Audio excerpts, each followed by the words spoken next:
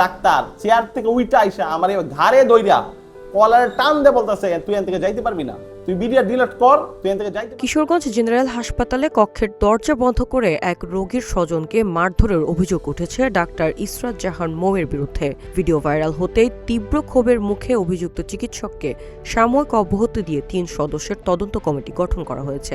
শনিবার সকালে হাসপাতালের বহির্বিভাগে অসুস্থ স্ত্রী ও ৮ মাসের শিশুকে নিয়ে হাসপাতালে যান ওবায়দুল্লাহ। ভুক্তভোগীর দাবি, চিকিৎসক দেরিতে আসায় তিনি মোবাইলে ভিডিও ধারণ করেন। এতে ক্ষিপ্ত হয়ে ডাক্তার মৌ দরজা বন্ধ করে স্টাফদের দিয়ে তাকে মারধর করেন এবং নিজে তার গলা চেপে ধরেন। স্থানীয়দের অভিযোগ, সরকারি দায়িত্ব অবহেলা করে রোগীদের নিজের ব্যক্তিগত ক্লিনিকে নিয়ে যান এই চিকিৎসক। তবে মারধরের বিষয়টি সম্পূর্ণ অস্বীকার করে ডাক্তার মৌ নিজের সামাজিক যোগাযোগ মাধ্যমের এক পোস্টে দাবি করেন, ওবায়দুল্লাহ সিরিয়াল অমান্য করে জোরপূর্বক কক্ষে ঢোকেন এবং চিকিৎসকদের উপর হামলা চালায়। হাসপাতাল কর্তৃপক্ষ মারধরের অভিযোগ ভিত্তিহীন দাবি করেছে। এ ঘটনায় পুলিশ জানায় 2 পক্ষই থানায় পাল্টাপাল্টি অভিযোগ জমা দিয়েছে।